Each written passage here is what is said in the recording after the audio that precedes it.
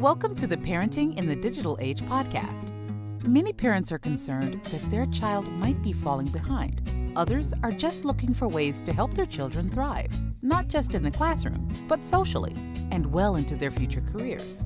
Each episode, we explore the challenges facing parents in the modern world, from behavior, education, and nutrition to device and gaming addiction. We interview a range of leaders in the area of childhood development to help you successfully navigate parenting in the digital age. Here is your host, Jamie Buttigieg. Hello parents, and thanks for joining us for another episode of Parenting in the Digital Age podcast. Today we are joined by Dr. Lynda Ulrich, the founder of the Goodness Exchange, the home for goodness in the world. Now, each time we turn on the TV or social media, it's often filled with negativity, chaos and controversy, all cleverly orchestrated to keep our attention and influence our thoughts and behaviour. And Dr. Lynda's voice arises with a vision and strategy for action available to each of us. Now, Dr. Lynda gives us a plan called 4 Simple Shifts to find less fear and more joy in our online lives. Now, Dr. Lynda is also an author, a 3 times TEDx speaker, a media contributor, and a regular podcast guest. She's also the host of her own podcast, The Conspiracy of Goodness, interviewing global thought leaders who are pointing to the possibilities and perspectives that would put a spring in everyone's step right now, which is much needed, right? So, Dr. Lynda, thanks for joining us. Thanks for your generosity and time. Please share with our listeners in your own words, a little bit about who you are and, your journey so far. Yes, well, thank you. I'm delighted to be here. I love talking to parents. I'm a parent of 3 myself. I've got kids all in their 20s now, so I'm on down the pike. But I've lived the life of trying to be a working mom and trying to make sense of the digital age with young children and then older ones. And so I'm delighted to share what I know about this world. So my story is like this. I've been a dentist with my husband in a small town in the United States since the 1990s. And during that whole time, most of our patients were super chipper, and we developed a very relationship-oriented practice. So we talked about people's lives all day long, and we found some way to find something to celebrate in everybody's lives, even if they had a tragedy. And then about 2013, we started noticing that was harder and harder. If you'll remember, the negative news and social media about 2011, 12, 13 was really starting to burden us all. And we all started to recognize the gravity of the direction that was going. And, every day I would say, geez, negative news, somebody's got to do something about this. And then one day I got an email from a young patient who had always relied on me to find something to celebrate in his life. He'd had a difficult life. He wrote me from a foxhole in a very bleak part of the world, asking me what there was to celebrate, because from where his vantage point was, things were pretty rough, and all he heard from home was bad news. And I tell you, it set me on my ear. All I had was a list of really great TED Talks to send him. So I dove in, which was good. It was a good list. But I dove into the internet to find some place with no politics and no commercialism, that where he could get a refreshing view of what he wasn't seeing about humanity and the world, the good stuff, the innovation and so forth. And, after about 48 hours nonstop, fortunately he wrote me on a weekend, I just snapped. I said, it isn't there. There is no place on the whole internet for people who want good news about insight and innovation going uncelebrated. And so I invented it. And the Goodness Exchange has been shining a light on this enormous wave of goodness and progress that's going on since 2013. Yeah, that's a cool place. Like, for those who need some context, it's like a blog, or it's almost an alternative news channel. When you go to the Goodness Exchange website, goodness-exchange.com, it is literally just like a news channel full of good stuff, right? Stuff that'll get your day started on the right foot. Yeah, now, we always make the distinction. It's not puppies in mailboxes kind of stories that make you feel good for an instant, and then, something rains on your parade and you're back in the dumps. We only write 3 times a week because we're not going to flood. We just don't want to be part of the noise, the mediocre noise on the internet. We only write things that are just jubilant, and not insignificant things, just the amazing wonders that are going on in this world, and the generosity of unbelievable thought leaders, the helpers in this world, is just not rising to the top of the internet. So somebody's got to be out there doing it. And so we write about really unbelievable things that we all could know about if our internet served us. You're a champion for change in a world that needs more people like you, Dr. Lynda. Why is it important, though, for us to sort of work hard to get out of this cycle of doom and gloom? Mm-hmm. Well, as parents, as coworkers, as friends, as family members, I'm sure you have people like I was, where I was taking care of these young children, and my parents were getting older at the same time. So I was kind of in the sandwich generation. There was a lot of people counting on me. And I basically don't know what I would have done in the last 10 years through a lot of turmoil, raising teenagers and taking care of an aging elderly mother, if I had been dragging my knuckles about the world too. So one of the reasons to really manage what's let's say, curate your incoming. Everything comes at us as fast as the digital media can throw stuff at us. It wants our attention. It demands our attention. It's built, like you said in the beginning, to get our attention with doom and gloom and danger and disorder.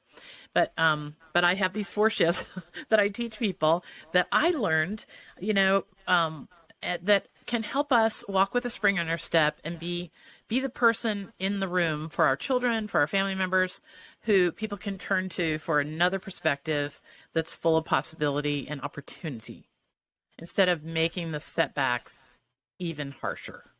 So that's my reason for advocating for people to really make an effort to know about all the good in the world, because people people need someone like us to keep the light, to hold the lantern on possibility for the future.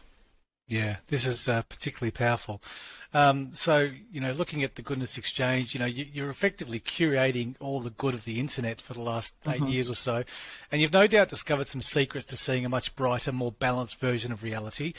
I read a little bit about your parents and how they helped you sift through and have a more balanced view, and that's a powerful position to be coming from. So how can we as parents tap into this? Most of us aren't that maybe conscious, I suppose is the word. So how can we help our kids develop a more positive view, or at least a more balanced view of reality? Well, I was very lucky in that my dad was a physician and my mom was a nurse. So and that was back in a time when you got an hour of your doctor's time, and where he knew you birth to death and you had his home phone number. And so these two people were very tuned in to the fact that what we give our attention to expands. So if you have a 14-year-old that's coming in late every night and all you can do is yell at him, that reason to yell at him may expand. But my parents really were careful about teaching us to take great care about what we gave our attention to. Like on the playground, if we came home and, had some rough story to tell, they would always point out some periphery things that we might give our attention to, instead of that nugget of meanness and unkindness that was the most obvious thing to give our attention to, and then retaliate and all the things. So my parents were really good about that aspect of things, and they taught us to pause. That was always my parents' first take on any dilemma, on any setback, on anything that threatened to take us from 0 to 60 emotionally. Pause. Because my dad had seen so many people's lives come and go based on the fact that they followed their emotions over a cliff. This is at the heart of a remarkable coping skill that we can teach our kids, is not to follow their emotions over a cliff. And coincidentally, the first one of the 4 shifts that I teach people how to see a better world in their digital lives is pause. Like, you see something on the internet, it's built to get your attention, pause. And then the second shift is ignore more. I mean, this is like what your grandma would say. Remember, if you complained to your grandma about somebody calling you fat or short or whatever it was on the playground, your grandma would say, ignore them. right? Like that is a powerful, powerful tool on the internet, because the reality is the way the internet's built, I know this is going to sound funny, but we have all the power there. If we don't click on it, they won't create it. They won't keep creating it. But when we give our attention to things, they say, oh, people will click on this. And that's how you make money on the internet. So the first shift is to pause before you click on anything. The second shift is to ignore more. Here's my little trick. I always say to myself, oh, I might be, my finger might be poised to click on something, maybe a picture of the blobfish on the Weather Channel, or, the kind of stuff, some mean headline, but maybe it's for my team politically. Yeah, you want to click on that, like your team won. No. Ask yourself, do we need more of this? Okay, so even if it's my team politically that's winning, we don't need more of this harsh, drama escalating rhetoric. So if I can't answer that question, yes, do we need more of this? I won't click on it. And the third shift is to seek signs of goodness and progress, because the internet is now built to pay attention to what we're seeking. If you just Google a certain pair of boots, that's all you're going to see on your ads for the next month. So seek signs of goodness and progress, and then the algorithms will bring that to you. You'll start seeing more goodness and progress. It's really that simple. And the last of the four shifts is share it. When you see something good, let's say you see that the neighbor boy raised $400 for the Humane Society. For gosh sake, share it. Because what we share can go out in waves and waves and waves. That's also the way the internet's built. And if more of what we shared was thoughtfulness, then that is the world that we would see reflected back in our digital lives. So that's the four shifts: pause, ignore more, seek signs of goodness, and share it. And you will see a different world in the screens in your life. This is powerful. I'm like madly writing notes, Dr. Lynda, and I can see myself using this and taking this away. Mm-hmm. So I know that our listeners will be doing the same. But can I offer that you don't have to write this down? We realized how powerful this was a couple of years ago, and we created 4shifts.com, like the number 4, or you can write it out. Then the word shifts, shifts.com, 4shifts.com. And there it is. It's just there for the world. It's my mission in life to get people to understand those 4 things can re-engineer the internet for the future of all of us. Yeah, that's another rabbit hole we can go down. But before we do go down any more rabbit holes, pause, ignore more, seek signs of goodness and progress, share it. I can definitely look. I'm guilty. I'm going to say it now. Like I'll have a break. I think I'm rewarding myself. I'm going for that dopamine hit. I click on that thing. Just that simple piece of advice of pausing and asking that question, do I really need to click on this right now or ever, is going to save or change my life. I know that. But let me ask a different question here. This seems doable. I think I can achieve this, certainly as an adult. But what about kids? So let's say, how do I as a parent teach kids? I struggle with this with my own younger kids. Their social media consumption, their idle screen time, and I don't know that I have all the answers as a parent. And I think because they've been born with this digital technology or this digital appetite, right, and they're raised with it, is it as easy for kids to be able to stop, pause, and ask those questions, say a 13-year-old or a 15-year-old? Well, here's what I know to be true. I know that the Gen Z generation, the kids younger than 22 right now, they are going to re-engineer the internet in our lives. They are so savvy. There are no 40-year-old marketing experts that can out-savvy a 17-year-old. They know how to run us all in circles. And as soon as enough of them know about the game being played with their emotions, they will not play it. Then they will find some way to not play it, and they'll make us look foolish. So the first thing you can do is make sure that your kids understand the game being played with their emotions. And I'll tell you, there's a quick way to do that. There is a documentary called The Social Dilemma that's on Netflix.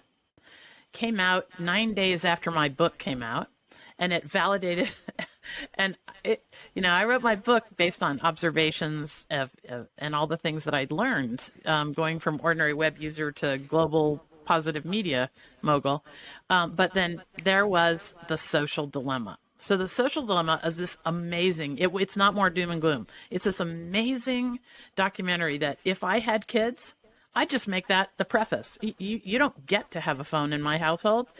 We wouldn't turn our children loose, go to Costa Rica on vacation, and turn our children loose in the jungle behind the condo. The internet is at least as dangerous as the jungle. So I would just, say to my kids, you're having a phone. Continued access to a phone is predicated on you understanding the jungle that's out there, and we will sit and watch this documentary together. And it's really, really a cool documentary. It is essentially just the inventors of the internet we know now. The person who made that scroll, that infinite scroll that you're talking about, there they sit on a bar stool, only a bar stool, in a warehouse, in a broken down warehouse behind them, and they tell how that infinite scroll, how they invented it, and then how it's now used. The person who invented, the Facebook like button, all of them, everything that we're addicted to, they have them sitting on a bar stool telling how it went. And then none of them work for these companies anymore. They each tell a very straight up story about how this good intention, even algorithms had a good intention. They were just supposed to bring us things faster so we could get what we wanted faster. And now, the algorithms are used to radicalize people. Yep. Because they just keep feeding them deeper and deeper and deeper down the nest. So anyway, the way to work with any child is to say, we're learning more and more every day about the way that our emotions, our game is being played with our emotions on our phones. From this moment forward, we're going to watch this documentary together, and we're going to pause it whenever you'd like, and we can talk about it, and we're going to have a real clear idea about what's going on the internet when we get done, and then we'll stay savvy. We'll get more savvy. So the documentary will give your kids all the knowledge they need to make their own good critical thinking choices, and then you can start doing something that my parents did. My parents really made a point to let us know that we had to protect our brains, that no one was going to be the gatekeeper better than we were.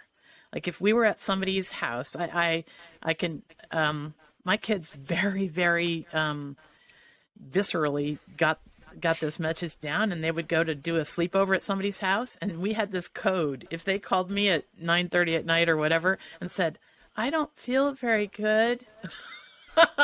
That was the code that they're watching an R-rated movie that's scaring the crap out of me, and I want to go home. Yep. And it was just what we did, and our kids knew from the time they were very little that if something scared them, they should walk away. They should do that second shift, ignore it, pause and ignore it, and get out of there. Tell people the truth. I don't get to watch these movies at my house, or whatever it is. But that's the main thing, is that I really think it's a good thing to teach our kids that they have to be the curators of what goes into their mind, and that you can't unsee things. Yep, curate the incoming. I like that little term you've got there. So I'd like to maybe talk a little bit about this term that you've coined, the gratitude economy, and how we as families or as parents perhaps engage the best in humanity when all seems a little, dark and gloomy out there. Mm-hmm. Mm-hmm.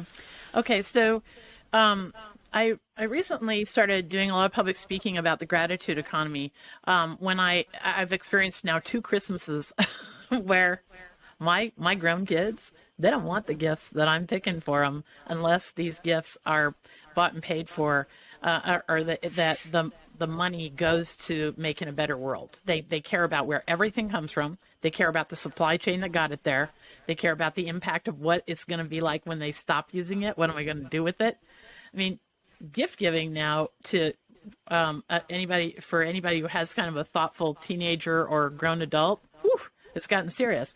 And so I got curious, and I started to do some research, and I found that 69% of consumers now consider themselves values-based consumers. Now, the last statistic I saw that grew 13% in 1 year from 2018 to 2019. Now, I don't know a lot about that world, but I know it takes a lot to move the needle on consumer sentiment, a fraction of a percent, let alone 13%. So this is a trend that that we're all trying to be a little bit more thoughtful, and some of us are trying to be a lot more thoughtful about how what we buy gets to us and what happens to it when we're done. And so the gratitude economy is full of businesses who are paying attention to that. And the reason why I think the gratitude economy is a good verbal representation of this is because we're so darn grateful for them. And this could be anything from a hairdresser that makes us feel heard and doesn't make us feel shamed, and we'll drive all the way across town for them. Their staff is lovely, and they don't make our kids cry and all this stuff.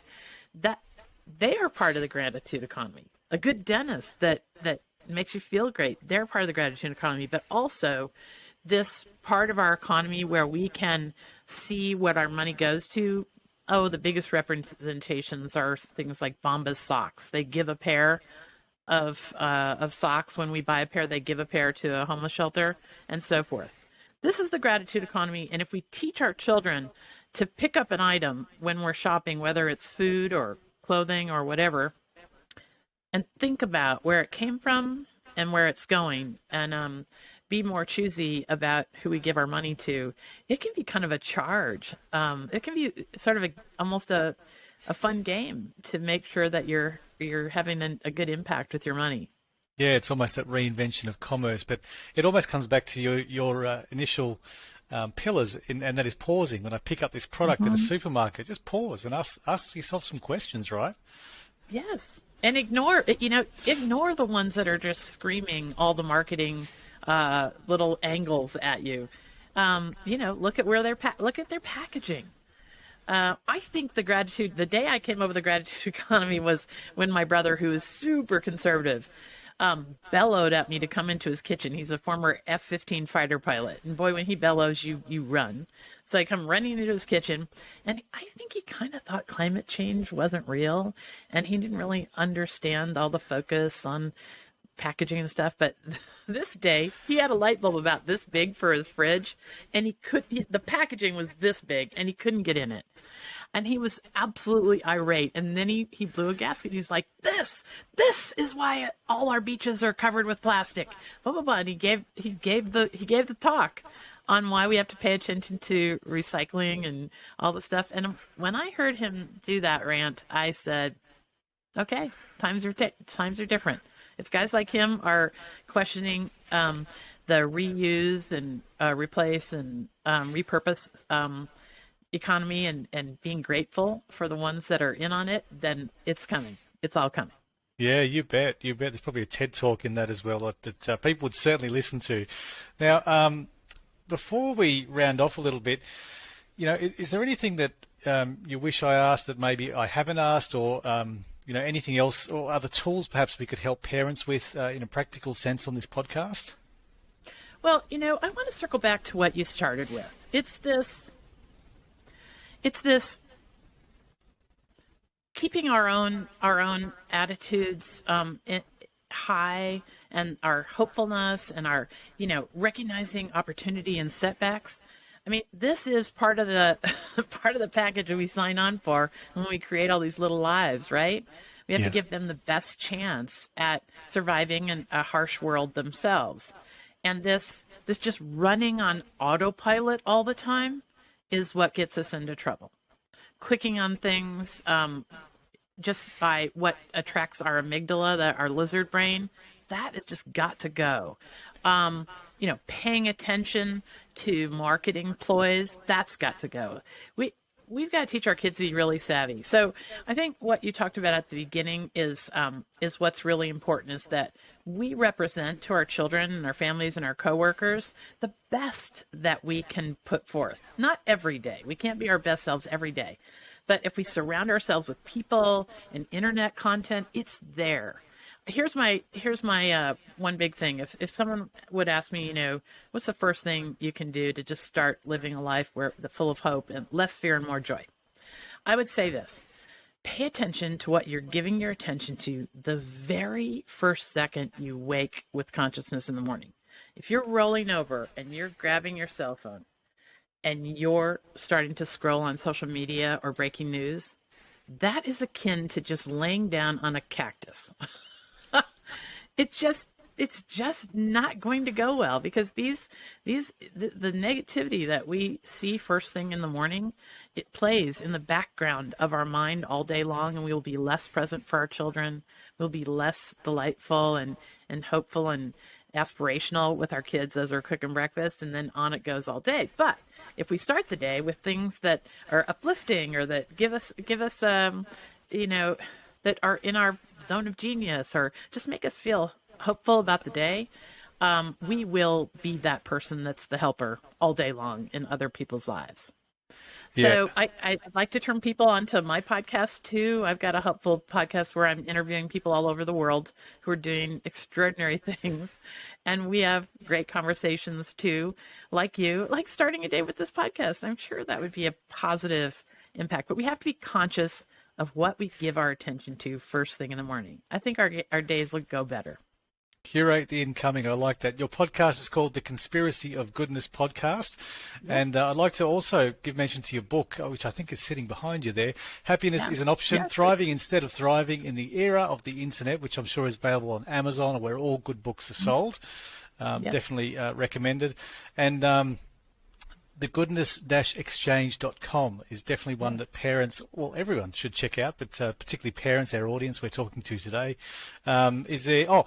I've got to ask a really important question, a fun question we like to sort of round off our podcasts with, and you know what's coming, and that is, if we had the old time machine, hypothetically, you could go back to your 10-year-old self. What do you think is one piece of advice that you'd give yourself? So I love the Mr. Rogers advice on this. I would, if I knew about this, I would have taught my kids, and I would love to have been taught to look for the helpers. This is such a huge thing. It's a Fred Rogers, Mr. Rogers saying. He used to say when all is going wrong, chaos seems to reign, his mother would say, Fred, look for the helpers. They're always there. And, you know, when you watch the news, for instance, Ukraine, what's going on in Ukraine, if you look in the background, they could be showing some miserable, horrifying thing. And there'll be people running towards the dramas, towards the danger. These are the helpers in this world. So I wish someone had taught me to look for the helpers. And I think I would have had more ease, more courage myself. I think I was older before I knew to just step up, do what I can do. Yeah, that's great advice, and you've no doubt you definitely stepped up in terms of what you're contributing to the world and its positivity. The world needs more people like you, Dr. Lynda. Thanks for your time. Thank you for your generosity, and I hope that we do cross paths again. Okay, great. Thank you so much. Have a great day. You too. Cheers. If you enjoyed the show, please connect with Jamie on LinkedIn or Instagram. You'll find links in the podcast description. Parenting in the Digital Age is sponsored by Skill Samurai, Coding and STEM Academy for Kids. Skill Samurai offers after-school coding classes and holiday programs to help kids thrive academically and socially while preparing them for the careers of the future. Visit skillsamurai.com.au.